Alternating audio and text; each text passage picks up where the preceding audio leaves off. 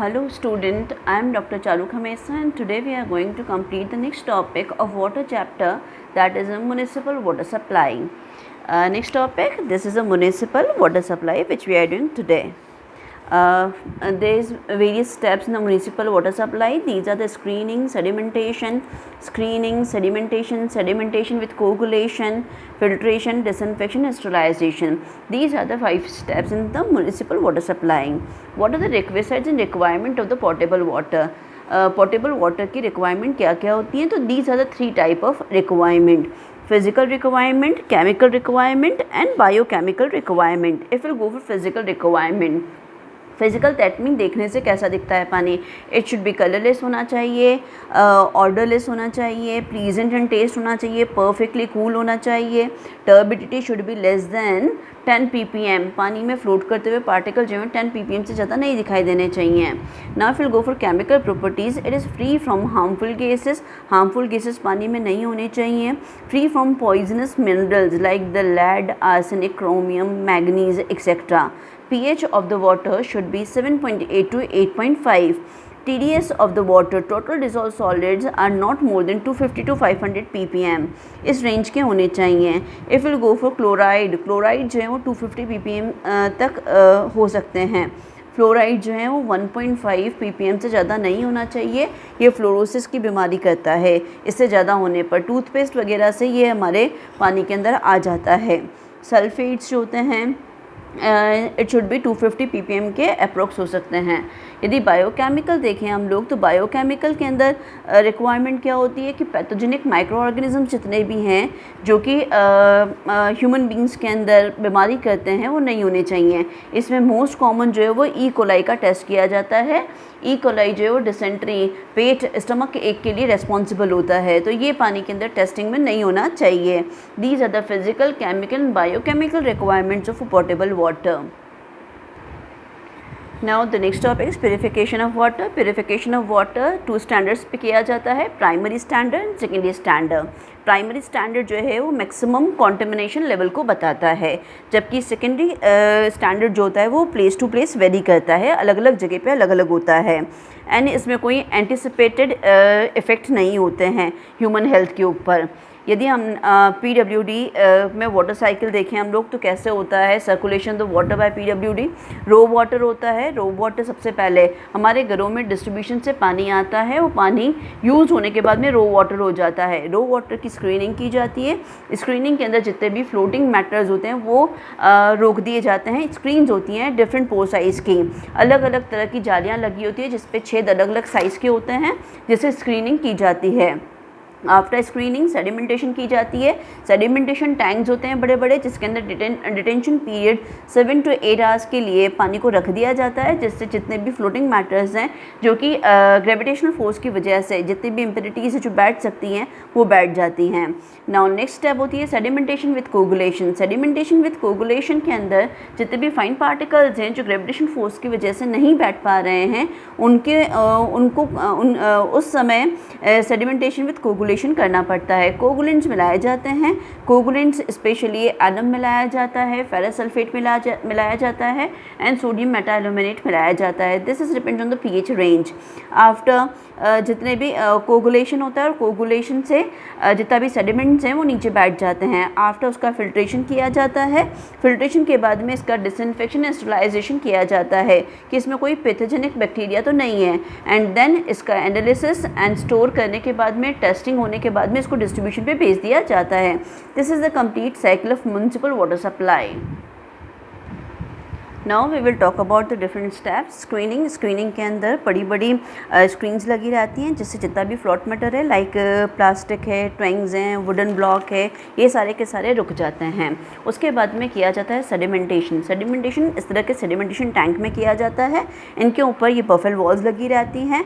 पानी जो है वो तेज़ स्पीड से अंदर की तरफ जब आता है तो यहाँ पर बफल वॉल्स की वजह से उनकी स्पीड कम हो जाती है और ग्रेविटेशन फोर्स की वजह से जितने भी सेडिमेंट्स हैं वो नीचे की तरफ बैठ जाते हैं।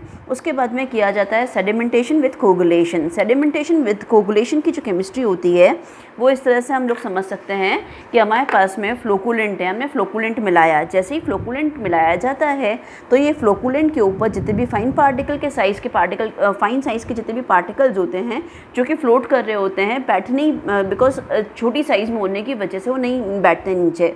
तो ये जो अपने पास में फ्लोकुलेंट हमने मिलाया है ये adsorption is a surface phenomena in which जो पार्टिकल्स होते हैं वो फ्लोकुलेंट के चारों तरफ आके चिपक जाते हैं। फाइन पार्टिकल्स जो होते हैं फ्लोकुलेंट के चारों तरफ आके चिपक जाते हैं, जिसकी वजह से साइज़ में बड़े होकर वो नीचे आके बैठ जाते हैं।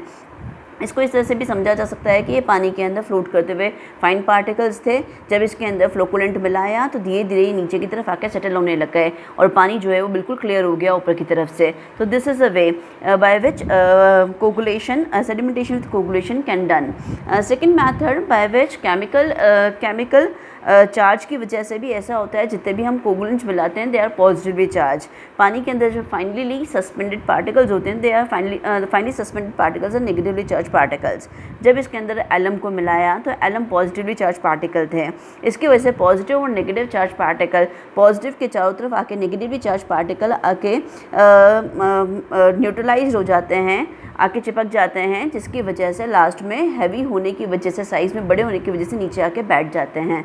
This is the process of sedimentation with coagulation. In this process we use 3 type of coagulants। हम 3 तरह के coagulants यूज़ करते हैं। First that is alum। Alum that is a K2SO4 dot Al2SO4 का whole thrice dot twice H2SO4, that is a formula। It works on the pH range 6.5 to 8.5। Second coagulant which we are using is a sodium metaluminate NaAlO2। It works in the pH range 5.5 to 8। And third that is a green vitriol ferrous sulfate FeSO4 dot 7H2O। It works in the pH range above 8। ये 3 तरह के coagulants हैं जो हम generally use करते हैं। इनकी तीनों की केमिकल रिएक्शंस अलग अलग होती हैं। If will go for alum, alum के अंदर एल्यूमिनियम सल्फेट जो है वो एल्यूमिनियम हाइड्रोक्साइड के अंदर कन्वर्ट हो जाता है और जितने भी जो पार्टिकल्स होते हैं, फाइन पार्टिकल्स होते हैं, वो नीचे आके बैठ जाते हैं। इसी तरह से हमारे पास में सेकेंड रिएक्शन यदि हम देखें, सोडियम मेटालुमिनेट के अंदर भी सेम एल्यूमिनियम हाइड्रोक्साइड बनता है जो कि फ्लो की फॉर्म के अंदर नीचे आके प्रेसिपिटेट हो जाता है। यदि हम ग्रीन विट्रॉल लेते हैं अबव pH 8.5, ये वर्क करता है तो ये FeOH का होल ट्वाइस बना लेता है, जो कि फर्दर FeOH के होल ट्वाइस के अंदर कन्वर्ट होकर फ्लो की फॉर्म के अंदर नीचे आके बैठ जाता है। That is a rust. FeOH का whole twice is also known as rust. The next step which we are doing that is a filtration। filtration के अंदर हमारे पास में 2 तरह के फिल्टर्स काम में लिए जाते हैं, gravity sand filter and pressure filter. Gravity sand filter की बात करते हैं। ग्रेविटी सेंड फिल्टर के अंदर यहाँ पे डिफरेंट साइज, डिफरेंट विड्थ की लेयर्स लगी रहती हैं। ये हमारे पास में ग्रेविटी सेंड फिल्टर है। इसके अंदर सबसे ऊपर की तरफ फाइन सैंड लगी रहती है, 3 फीट की होती है, फिर कोर्स सैंड लगी रहती है, 1 फीट की होती है, फिर ग्रेवल्स लगे रहते हैं, 8 फीट का होता है इसका विड्थ जो होता है। इस तरह से यहाँ पे जो रो वाटर है इसको जब इस पे से डाला जाता है तो फिल्टर्ड वाटर हमें मिल जाता है।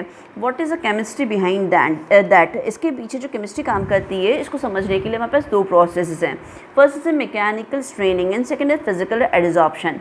मैकेनिकल स्ट्रेनिंग के अकॉर्डिंग जब हम लोग जब पानी इसके ऊपर आता है तो जितना भी फाइन पार्टिकल्स हैं वो जो अपने पास में सैंड के और ग्रेवल के जो बड़े बड़े पार्टिकल्स हैं, बड़े बड़ी पार्टिकल्स के बीच में जाके फंस जाते हैं, तो उसको बोलते हैं मैकेनिकल स्ट्रेनिंग। सेकेंड होता है फिजिकल एडजॉर्प्शन। फाइन साइज़ के पार्टिकल जो हैं, जो स्टोन और ग्रेवल हमने काम में लिया है उसके सरफेस पे जाके चिपक जाते हैं, एड्जॉर्ब हो जाते हैं, that is called physical adsorption. Mechanical straining and physical adsorption, these are the 2 phenomena by which filtration can done. First हम लोगों ने पढ़ा gravity sand filter and second जो होता है वो होता है हमारे पास प्रेशर फिल्टर। प्रेशर फिल्टर और ग्रेविटी सेंड फिल्टर के अंदर केवल इतना ही फ़र्क होता है कि यहाँ पे एक रिफ्लेक्टर प्लेट लगी रहती है, बिकॉज ग्रेविटी सेंड फिल्टर से पानी जो है वो धीरे धीरे फिल्टर होता है, यहाँ पे रिफ्लेक्टर प्लेट लगी होने की वजह से और यहाँ पे कंप्रेस एयर अंदर इनपुट अंदर की तरफ जाने की वजह से जो वाटर है वो जल्दी से फिल्टर हो जाता है, टाइम कम लगता है प्रेशर फिल्टर के अंदर। बाकी यहाँ पर भी हमारे पास में सैंड फिल्टर ही होता है, डिफरेंट विड्थ का fine sand, course and gravels लगे रहते हैं और वाटर जो है यहाँ पे हम सम ऑफ अमाउंट कोगुलेंट्स भी यूज़ कर लेते हैं, तो इसकी वजह से प्रोसेस जो है वो फास्ट हो जाता है। And last step which we are going for the sterilisation and disinfection. Next step which we are doing that is sterilisation and disinfection. Sterilisation and disinfection के अंदर डिफरेंट स्टेप्स होती हैं, different methods by which we can do the sterilisation disinfection. Before we know sterilisation disinfection, दोनों के बीच में difference हमें पता होना चाहिए. Sterilisation that means complete killing of the bacteria, and disinfection only उन बैक्टीरिया को मारना है जो कि पैथोजेनिक होते हैं, जो ह्यूमंस के लिए नुकसान करते हैं. तो इन दोनों के अंदर डिफरेंस होता है. नाउ व्हाट डिफरेंट मेथड्स होते हैं जिससे हम लोग स्टरलाइजेशन डिसइंफेक्शन करते हैं. That is a boiling is the best way, जिसके अंदर पानी को बॉयल किया जाता है, बट लार्ज स्केल के ऊपर इसको हम लोग अप्लाई नहीं कर पाते हैं. और दूसरा, पड़े रहने पे पानी के अंदर माइक्रो ऑर्गेनिजम्स वापस आ जाते हैं. तो this is not very full proof process for using for disinfection.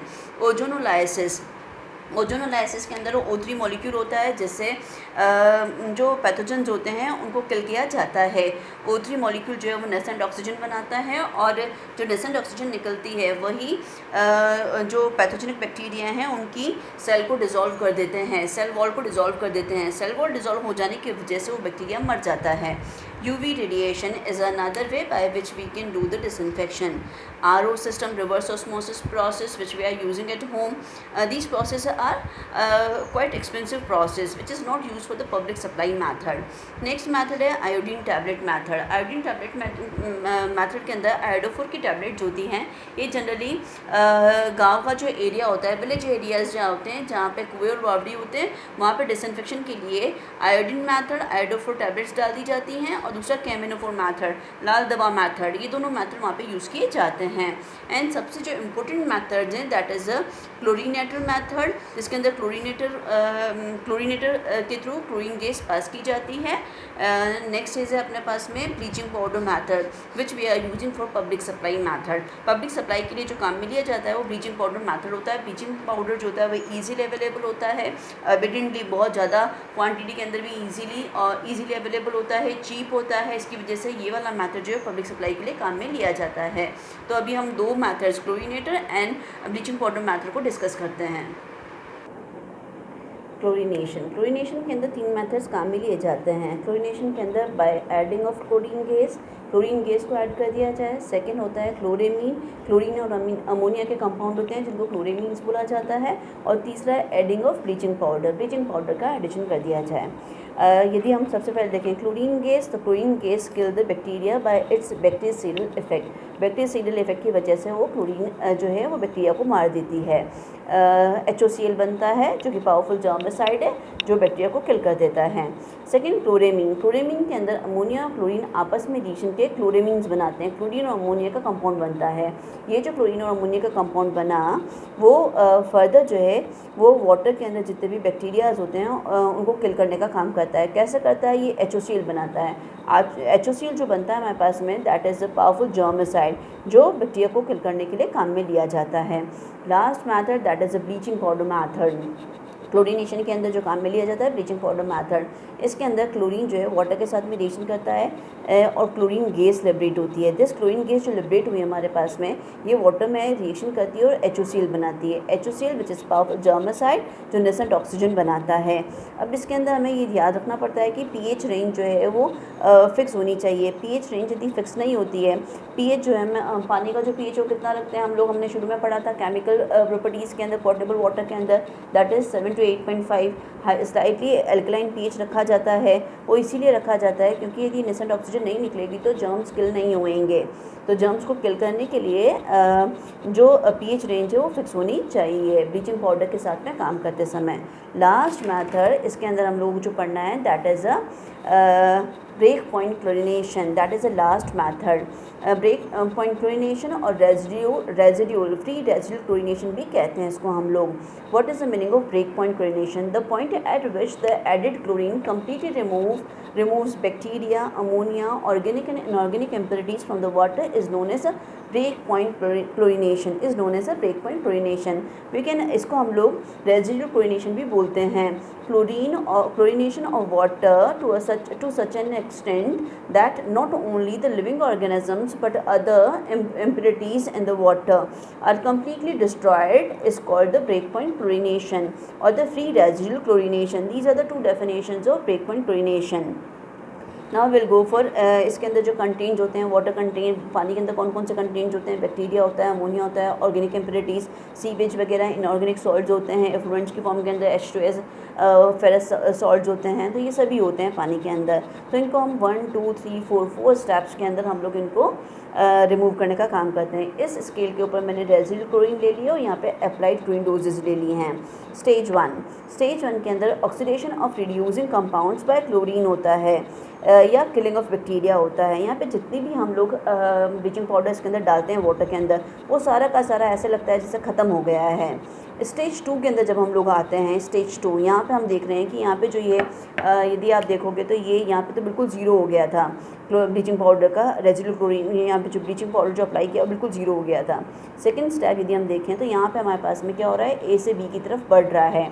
यहाँ पे क्या हो रहा है, formation of chloramines and chloro organic compounds होता है, जिसकी वजह से क्लोरीन की कंसनट्रेशन पानी के अंदर बढ़ जाती है। That is stage 2। स्टेज 3 के अंदर क्या होता है, स्टेज 3 के अंदर हम लोग देखें तो यहाँ पे वापस से फॉल आ रहा है, कम हो रहा है। दिस पॉइंट, सी पॉइंट जो यहाँ पर हमारे पास में मिला है, that is called break point. Third stage के अंदर destruction of chloramines and chloro organic compounds होता है, जिसकी वजह से क्लोरीन जो है वो लिबरेट होती है और क्लोरीन की कंसनट्रेशन में कमी आती है। This is a break point.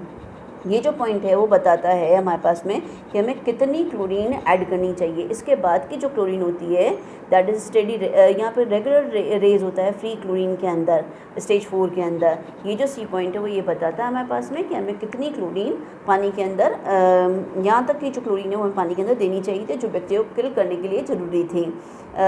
Ammonia को रिमूव करने के लिए, बैक्टीरिया को किल करने के लिए, organic impurities and inorganic salts को रिमूव करने के लिए। Residual chlorine should not be more than 0.2 ppm। ये 0.2 ppm से ज़्यादा नहीं होनी चाहिए। Break point chlorination eliminate and removes undesirable taste, odour as well as a micro organisms from the water. ये वाटर से इन सभी चीज़ों को भी रिमूव करता है। Thank you. This is all about municipal water supply.